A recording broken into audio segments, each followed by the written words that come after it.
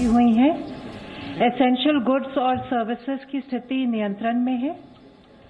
प्रधानमंत्री गरीब कल्याण योजना के अंतर्गत लगभग 80 करोड़ व्यक्तियों को प्रति माह अगले 3 महीनों तक 5 किलो खाद्यान्न, उनकी पसंद अनुसार गेहूं अथवा चावल, फ्री ऑफ कॉस्ट देने का प्रावधान किया गया है। इस संदर्भ में स्टेट्स और यूटीज के लिए अतिरिक्त खाद्यान्न का आवंटन किया गया है। 13 अप्रैल 2020 तक लगभग 22 लाख मीट्रिक टन से ज्यादा फूड ग्रेन्स भारतीय खाद्य निगम यानी कि फूड कॉरपोरेशन ऑफ इंडिया से स्टेट्स और यूटीज द्वारा लिफ्ट हो चुका है।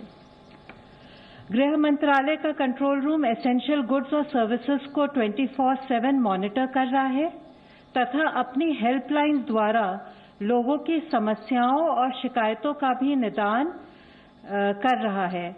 अभी तक इस कंट्रोल रूम ने मंत्रालयों और राज्य सरकारों के सहयोग से लगभग 5000 शिकायतों का निदान किया है। आपको जान के खुशी होगी कि इसके अलावा श्रम एवं रोजगार मंत्रालय ने स्पेशली मजदूरों की समस्याओं के निदान के लिए पूरे देश में 20 ग्रीवेंस सेंटर्स को स्थापित किया है।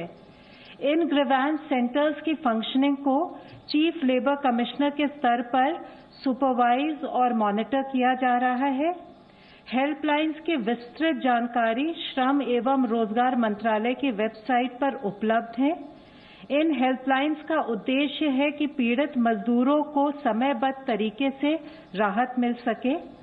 हमारी आशा है कि इन कदमों के साथ हम लॉकडाउन मेजर्स को इफेक्टिवली इम्प्लीमेंट करते हुए जनता की तकलीफों को दूर कर सकेंगे। Representative of Ministry of Finance. I'm going to provide the progress made so far on the Pradhan Mantri Garib Kalyan package of rupees 1.70 lakh crore announced by Union Finance Minister Shrimati Nirmala Sitharaman ji on 26th March to ensure that the weaker section of the society continues to get the basic amenities and are not impacted during the lockdown period due to the COVID-19.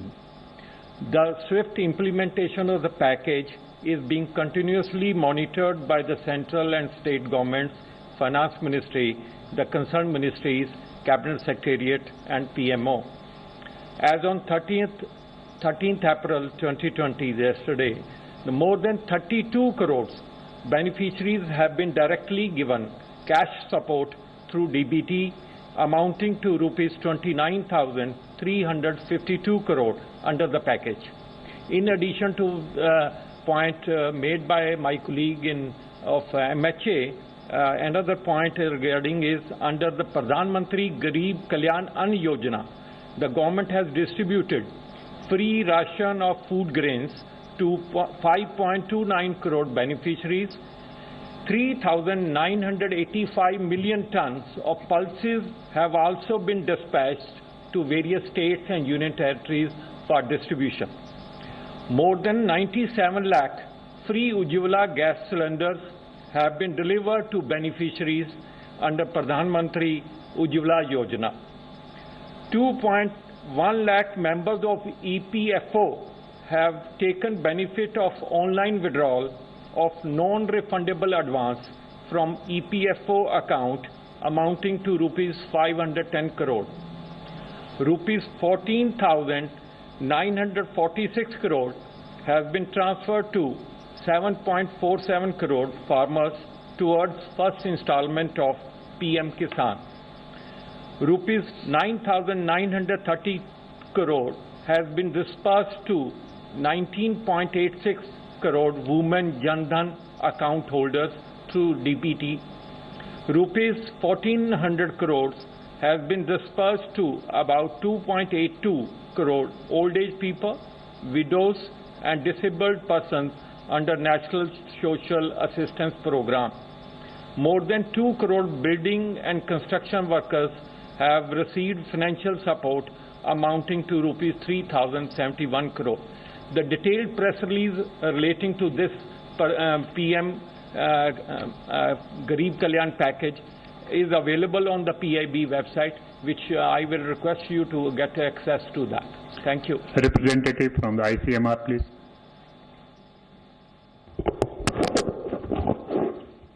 Until yesterday, we had tested 2,31,902 samples so far. कल 21,635 sample test हुए, उनमें के 18,644 यानी 18,644 were in ICMR network of labs, 2,991 2991 were from private labs. As of now, we have 166 labs under the ICMR network. 70 labs which were belonging to private sector, they have already been approved as of now. With respect to, as I said, the kits that we have, we yesterday mentioned to you that we have kits that could last for 6 weeks. We have received another installment for RT-PCR kits, which are far more sufficient in numbers, which would essentially mean that we would be able to cover ourselves for a pretty long period of time. Additionally, we are ordering close to about 33 lakh kits for RT-PCR. And 37 lakh rapid kits are expected to come at any point in time. Now, Ministry of Health, representative, please. अब तक 218 से अधिक lifeline उड़ान flights के द्वारा around 377.5 ton essential medical cargo इसको देश के दूर दराज इलाकों में पहुंचाया जा चुका है, जिसमें भी हमारा फोकस प्राइमरली रहा है नॉर्थ ईस्ट प्रांतों में, आइलैंड टेरिटरीज में और हिल स्टेट्स में।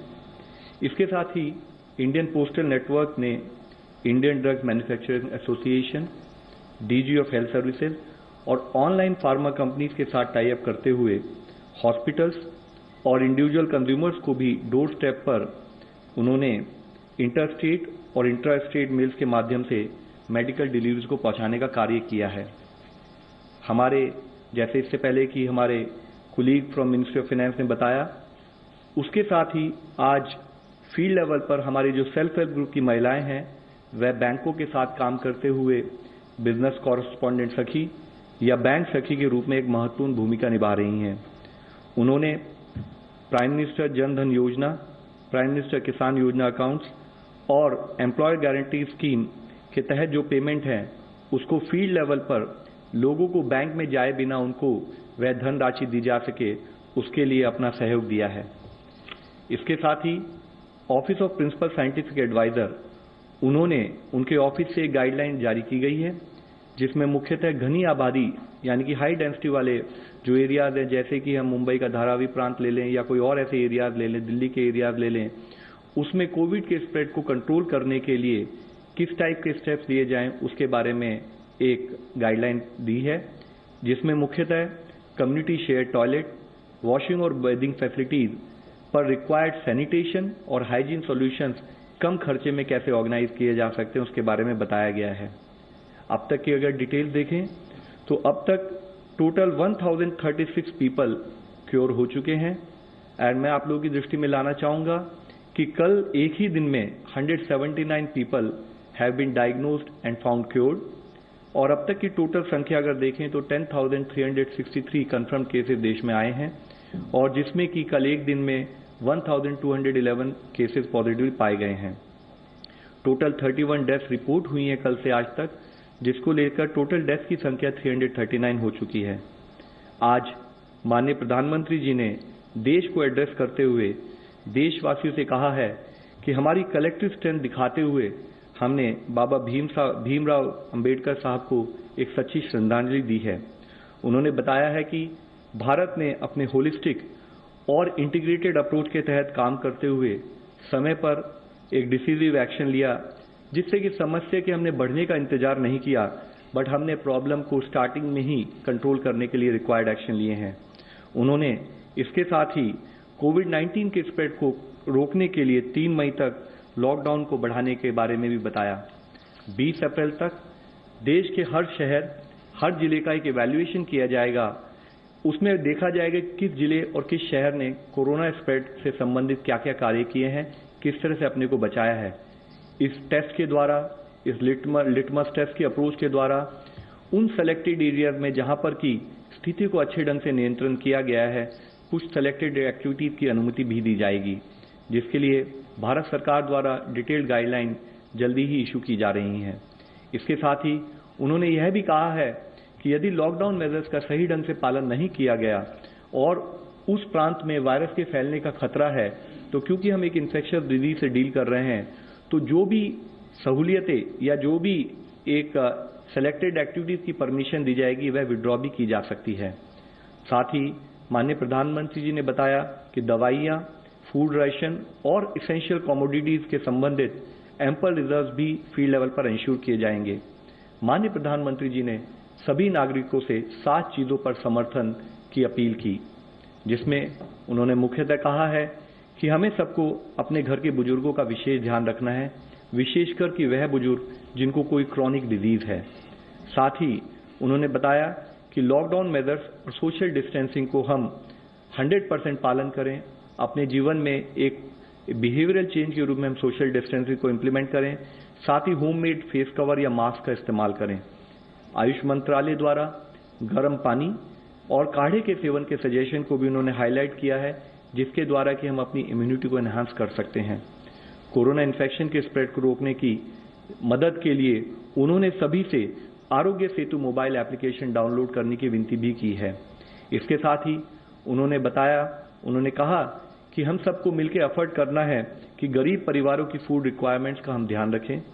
अपना बिजनेस या अपनी इंडस्ट्री में काम करने वाले सभी जो हमारे सहभागी हैं, उनका भी हम कंपैशनेट भाव से ध्यान रखें कि उनको कोई भी लाइवलीहुड से वंचित रहने की स्थिति में जो दिक्कत है उसमें हम उनको सहयोग प्रदान करें।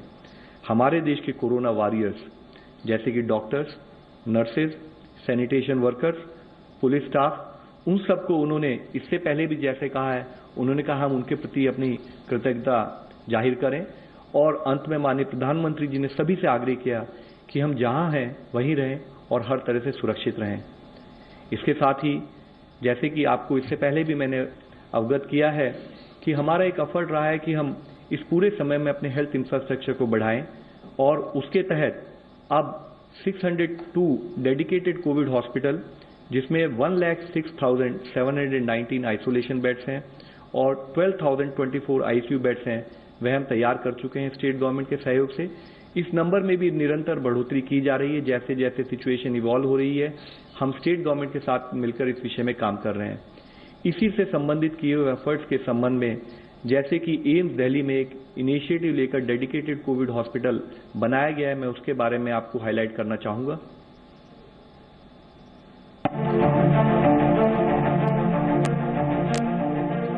कोरोना के खिलाफ संघर्ष में केंद्र सरकार ने शुरू से ही तमाम एजेंसियों को ये सुनिश्चित करने को कहा कि डेडिकेटेड कोविड अस्पताल समय की मांग है और इसे जल्द से जल्द शुरू किया जाए।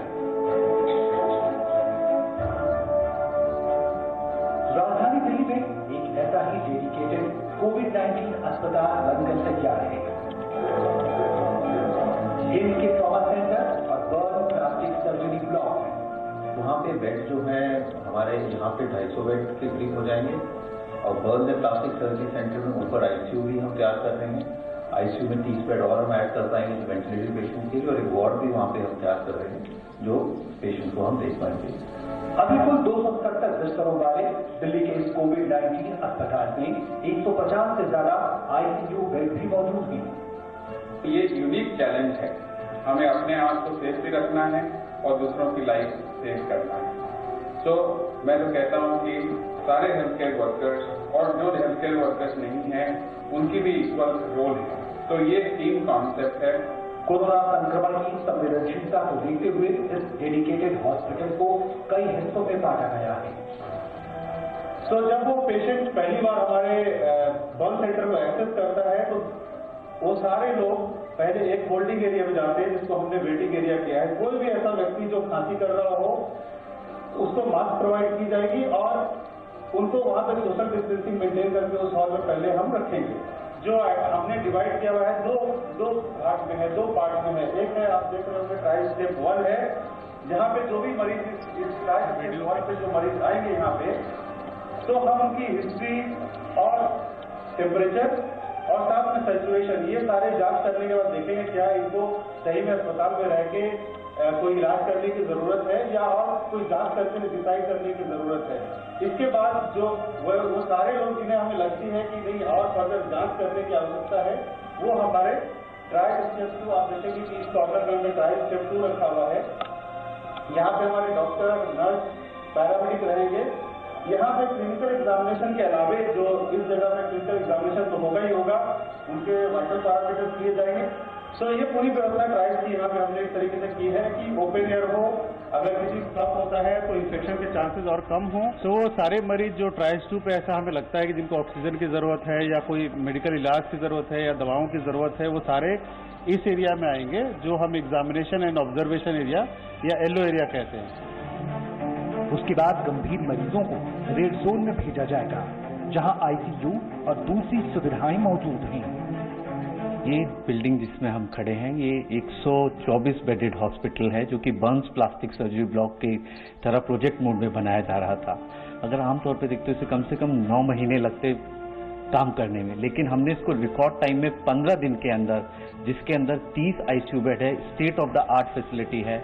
और इसकी खास बात यह है कि जो इसके आईसीयूज हैं सारे इन्फेक्शियस डिजीज को मद्देनजर रखते हुए सबसे बेहतरीन आईसीयू सेटअप्स में से है। कोरोना की इस जंग में मेडिकल स्टाफ की सुरक्षा बेहद जरूरी है और इस कोविड अस्पताल में इसकी पूरी व्यवस्था की गई है।